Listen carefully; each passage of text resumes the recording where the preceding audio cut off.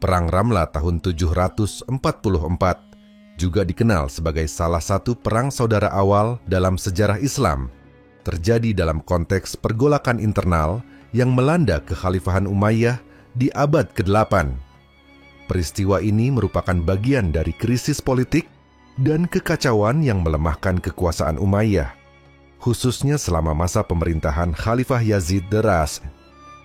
Berikut adalah kronologi dan konteks perang tersebut menurut perspektif sejarah Islam. Setelah kematian Khalifah Hisham bin Abdul Malik pada 743, Yazid III naik takhta menggantikannya.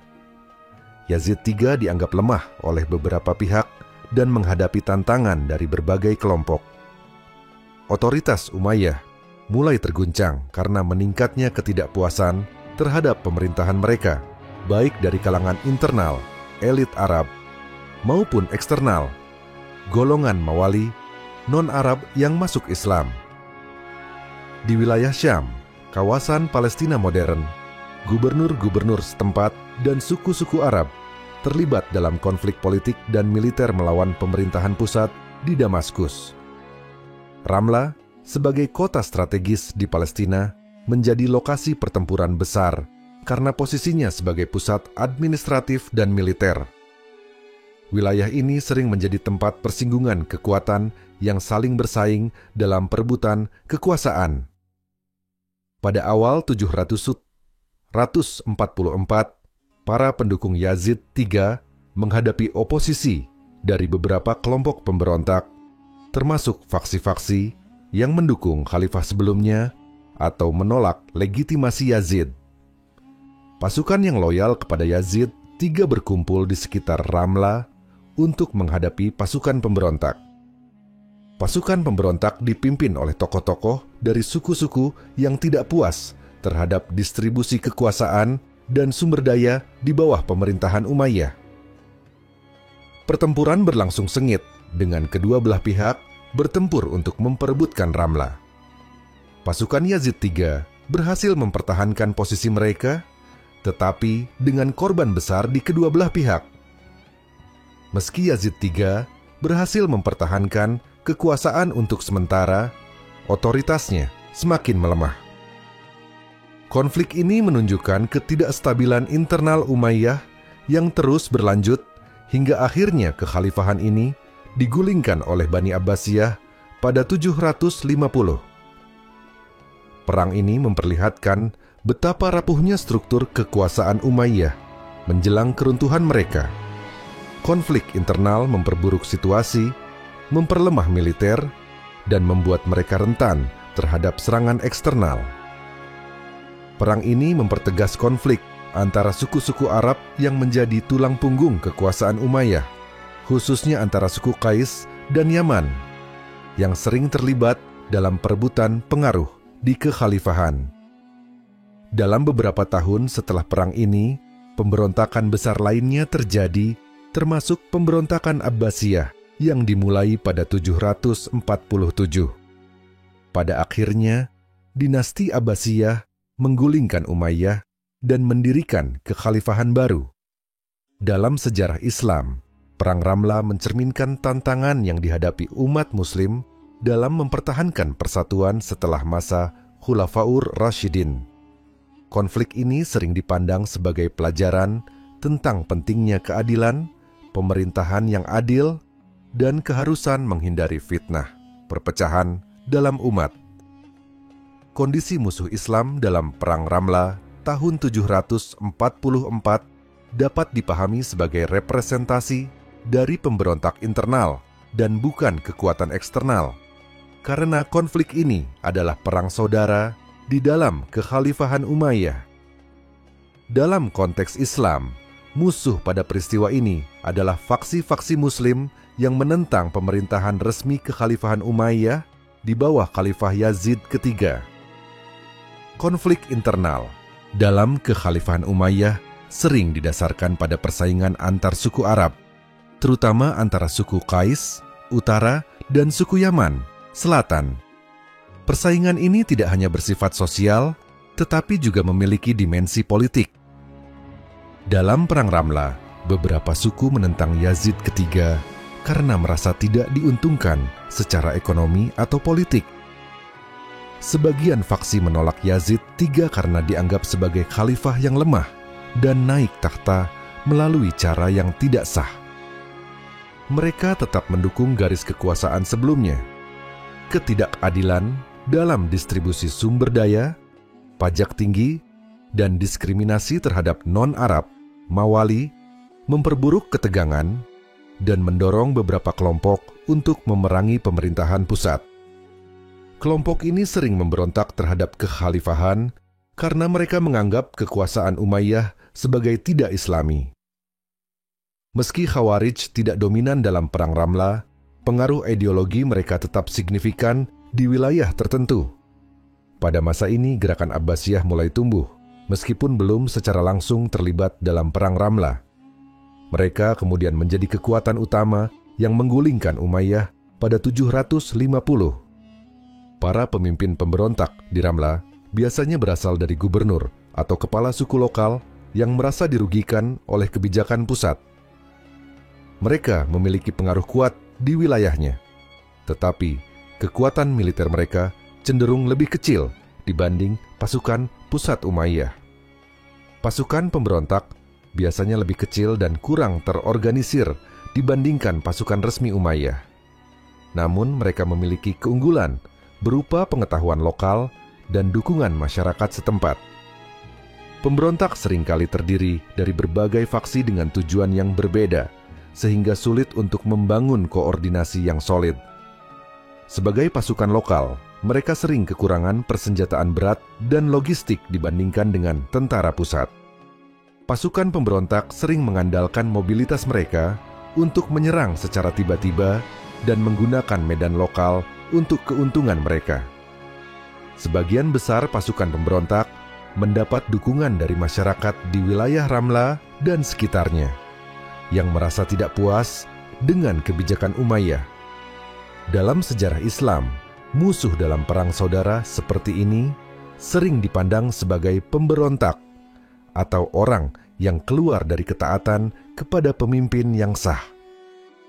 Namun, perspektif ini bergantung pada pandangan ideologis masing-masing kelompok, apakah mereka mendukung Umayyah atau menentangnya. Konflik ini menjadi pelajaran penting tentang dampak negatif dari perpecahan di dalam umat Islam dan kebutuhan akan keadilan dalam pemerintahan untuk menjaga kestabilan. Kondisi pasukan umat Islam dalam Perang Ramlah 744 mencerminkan situasi kompleks di Kekhalifahan Umayyah pada masa itu yang diwarnai oleh perpecahan internal dan ketegangan politik. Perang ini bukanlah konflik antara umat Islam dan pihak luar, melainkan perang saudara antara faksi-faksi Muslim yang bersaing untuk mendapatkan kekuasaan. Berikut adalah penjelasan tentang kondisi pasukan berdasarkan konteks sejarah dan pandangan Islam. Pasukan yang terlibat dalam perang ini berasal dari berbagai faksi yang saling berseberangan. Faksi yang mendukung Khalifah Yazid. 3. Pasukan ini terdiri dari unit militer yang setia kepada pemerintahan pusat Umayyah di Damaskus, didukung oleh beberapa suku Arab yang masih loyal terhadap dinasti Umayyah. Faksi pemberontak. Pemberontak terdiri dari suku-suku Arab yang merasa tidak puas dengan pemerintahan Yazid Tadyas. Beberapa kelompok pemberontak berasal dari wilayah Hijaz, Irak, dan Palestina, yang merasa dirugikan secara politik dan ekonomi. Konflik utama dalam pasukan umat Islam adalah ketegangan antara dua kelompok besar, suku Qais, kelompok utara, dan suku Yaman, kelompok selatan.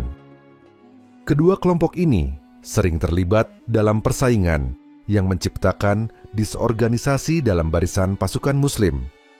Pasukan Khalifah Yazid III memiliki jumlah pasukan lebih besar karena didukung oleh sumber daya negara. Namun, moral pasukan ini rendah akibat ketidakstabilan politik dan kurangnya motivasi dalam menghadapi sesama Muslim. Pasukan pemberontak. Pasukan ini lebih kecil, tetapi memiliki motivasi tinggi karena berjuang untuk menggulingkan pemerintahan yang dianggap tidak adil. Mereka sering menggunakan taktik gerilya untuk melawan pasukan pusat. Pasukan Umayyah memiliki akses lebih baik terhadap senjata, kuda, dan perlengkapan militer karena kontrol mereka atas pusat pemerintahan. Sebaliknya, pasukan pemberontak sering kekurangan perlengkapan, tetapi mengandalkan kecepatan dan mobilitas. Dari sudut pandang Islam, perang saudara ini mencerminkan melemahnya kesatuan umat. Banyak ulama pada masa itu mengecam konflik ini sebagai bentuk fitnah, perpecahan yang dilarang dalam Islam. Mereka menyerukan agar kaum muslim mengutamakan rekonsiliasi dan persatuan. Moral mereka rendah karena perang ini dianggap sebagai perang politik, bukan perang di jalan Allah, jihad. Banyak prajurit yang merasa enggan bertempur melawan sesama muslim, yang mencerminkan krisis spiritual dalam kekhalifahan. Meski jumlah mereka lebih kecil, moral mereka lebih tinggi karena mereka merasa memperjuangkan keadilan dan melawan kezaliman. Dalam Islam, memerangi sesama muslim sangat dikecam, kecuali dalam situasi tertentu yang bertujuan untuk menghilangkan kezaliman. Ayat Al-Quran menyebutkan, "Dan jika dua golongan dari orang-orang mukmin berperang, maka damaikanlah antara keduanya. Tetapi, jika salah satu dari keduanya berbuat zalim terhadap yang lain, maka perangilah yang berbuat zalim itu hingga kembali kepada perintah Allah." Quran Surah Al-Hujurat ayat 9. Perang Ramlah sering dianggap sebagai bagian dari fitnah besar yang melanda umat Islam pada masa pemerintahan Umayyah, yang menyebabkan perpecahan, melemahkan ukhuwah Islamiyah, dan membuka jalan bagi musuh eksternal. Kekhalifahan yang adil dan bertanggung jawab dapat mencegah perpecahan. Konflik internal lebih merugikan umat daripada ancaman eksternal. Umat Islam harus mengutamakan persatuan dan menghindari perpecahan yang disebabkan oleh ambisi politik. Kebijakan para penguasa Islam dalam Perang Ramlah tahun 744 mencerminkan bagaimana konflik internal di Kekhalifahan Umayyah pada masa itu ditangani, meskipun penuh dengan tantangan yang didominasi oleh persaingan politik, krisis legitimasi, dan konflik antar suku. Kebijakan yang diterapkan oleh para penguasa pada masa itu dapat dilihat melalui tindakan dan pendekatan yang mereka ambil untuk mempertahankan kekuasaan atau menanggapi pemberontakan. Yazid III adalah Khalifah Umayyah yang baru naik takhta pada tahun 743 setelah kematian pamannya, Khalifah Hisham bin Abdul Malik. Masa pemerintahannya yang singkat diwarnai oleh berbagai pemberontakan, termasuk perang di Ramlah. Yazid III berusaha membedakan dirinya dari pemerintahan sebelumnya yang dianggap represif dan korup. Ia mencoba menerapkan kebijakan yang lebih bersifat reformis untuk mendapatkan dukungan rakyat. Salah satu kebijakan awal Yazid III adalah meringankan beban pajak, terutama bagi kelompok Mawali, Muslim non-Arab, yang merasa didiskriminasi dalam pemerintahan Umayyah. Yazid III mengirim pasukan untuk menghadapi pemberontakan di Ramlah dengan tujuan mempertahankan stabilitas di wilayah Palestina, yang merupakan salah satu pusat administrasi penting kekhalifahan. Kebijakan militer Yazid terfokus pada konsolidasi kekuasaan di wilayah inti kekhalifahan, khususnya di Suriah dan Palestina. Meski berusaha memperbaiki keadaan, Yazid III tidak berhasil mengatasi ketegangan antara kelompok-kelompok suku Arab, terutama antara suku Qais dan Yaman. Konflik ini melemahkan upaya militer dan pemerintahan pusatnya. Para gubernur dan pemimpin lokal yang terlibat dalam Perang Ramlah juga memainkan peran penting dalam menentukan jalannya konflik. beberapa gubernur lokal tetap setia kepada Khalifah Yazid III dan mengerahkan pasukan untuk mendukungnya. Namun, banyak juga yang membelot atau mendukung pemberontak karena merasa tidak puas dengan pemerintahan pusat. Para pemimpin lokal seringkali memanfaatkan persaingan antar suku untuk membangun kekuatan politik mereka sendiri, memperburuk fragmentasi di kekhalifahan. Pasukan Khalifah Yazid ketiga dikumpulkan dari berbagai wilayah di sekitar Suriah dan Palestina. Kebijakan ini menunjukkan ketergantungan besar pada loyalitas suku Arab yang menjadi inti militer Umayyah. Pasukan pemberontak, meskipun lebih kecil, menggunakan dukungan lokal di Palestina untuk bertahan dan melakukan serangan. Ramla dipilih sebagai lokasi strategis karena letaknya yang dekat dengan pusat kekuasaan di Damaskus dan pentingnya kota ini sebagai pusat administratif dan logistik. Taktik militer lebih terfokus pada upaya mempertahankan wilayah daripada melakukan ekspansi. Kedua belah pihak menghindari konfrontasi langsung dalam skala besar karena lemahnya kekuatan militer akibat konflik internal. Meskipun Perang Ramla adalah konflik politik, dimensi spiritual dan keagamaan tetap memengaruhi kebijakan dan pandangan pada masa itu. Yazid III berusaha mengukuhkan posisinya sebagai pemimpin yang sah dengan mengklaim bahwa pemerintahannya bertujuan untuk menegakkan keadilan dalam Islam. Sebaliknya, pemberontak juga menggunakan retorika agama untuk menentang pemerintahan yang dianggap korup dan tidak adil. Beberapa ulama pada masa itu menyerukan rekonsiliasi dan menghentikan perang saudara, mengingat dampak buruknya terhadap umat Islam secara keseluruhan. Namun, seruan ini sering diabaikan oleh para pemimpin politik yang lebih fokus pada ambisi kekuasaan. Ketidakpuasan terhadap pemerintahan pusat disebabkan oleh ketimpangan sosial dan ekonomi. Kebijakan Yazid III untuk mereformasi sistem perpajakan adalah langkah positif, tetapi tidak cukup untuk memulihkan kepercayaan rakyat. Kekhalifahan Umayyah terlalu bergantung pada kesetiaan suku-suku Arab, yang akhirnya menyebabkan fragmentasi politik. Kebijakan untuk menyatukan berbagai kelompok melalui pendekatan yang adil dan inklusif sangat diperlukan, tetapi gagal diterapkan.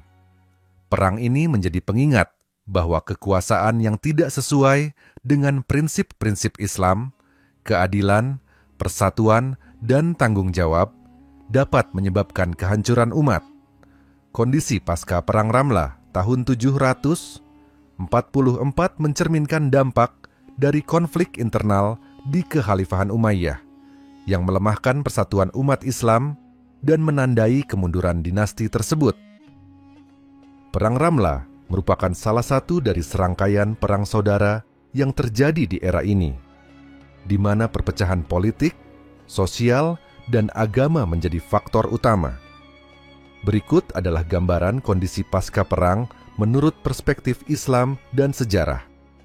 Meskipun pasukan yang loyal kepada Yazid III berhasil mempertahankan Ramla dari pemberontak, kemenangan tersebut tidak membawa stabilitas jangka panjang.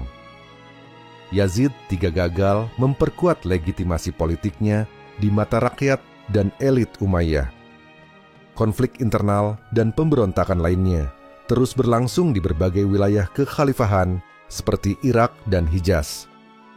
Yazid III meninggal hanya beberapa bulan setelah pertempuran pada akhir tahun 744. Setelah kematiannya, kekhalifahan dilanda krisis suksesi yang memperburuk situasi dengan munculnya khalifah baru seperti Ibrahim bin Al-Walid yang juga tidak mampu mengendalikan kekacauan. Konflik antara suku Qais, kelompok utara, dan Yaman, kelompok selatan, semakin dalam pasca perang. Suku Qais umumnya mendukung pemerintahan pusat, sedangkan suku Yaman banyak bergabung dengan pemberontak. Rivalitas ini tidak hanya bersifat militer, tetapi juga berdampak pada stabilitas sosial di berbagai wilayah kekhalifahan. Pasukan Muslim yang sebelumnya bersatu untuk melawan ancaman eksternal, kini terpecah belah dan kehilangan semangat jihad perjuangan di jalan Allah. Hal ini memperlemah kemampuan kekhalifahan untuk menghadapi ancaman dari luar seperti Bizantium dan kelompok non-Muslim lainnya. Perang di wilayah Ramla yang merupakan pusat administratif dan komersial menyebabkan kerusakan pada kota dan desa-desa sekitarnya. Aktivitas perdagangan dan pertanian terganggu, memengaruhi ekonomi lokal. Pajak dan pendapatan dari wilayah ini menurun drastis, yang memperlemah keuangan negara. Golongan Mawali, Muslim non-Arab, yang sudah lama merasa diperlakukan tidak adil, semakin frustrasi dengan pemerintahan Umayyah. Mereka mulai mencari alternatif kekuasaan yang pada akhirnya mendorong dukungan terhadap gerakan Abbasiyah yang berjanji memberikan keadilan dan kesetaraan. Perang saudara seperti ini dianggap sebagai fitnah besar, perpecahan dalam Islam. Umat Islam kehilangan fokus pada tujuan utama mereka, yaitu menegakkan nilai-nilai Islam dan menjaga ukhuwah, persaudaraan. Ulama pada masa itu menyerukan pentingnya rekonsiliasi dan mengingatkan bahwa konflik internal membawa kehancuran bagi umat.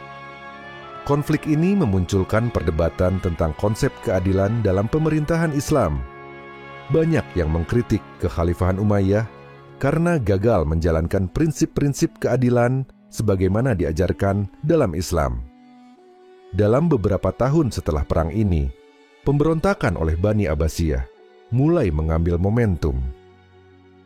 Abbasiyah memanfaatkan ketidakpuasan terhadap Umayyah, baik dari golongan Mawali maupun suku-suku yang merasa terpinggirkan.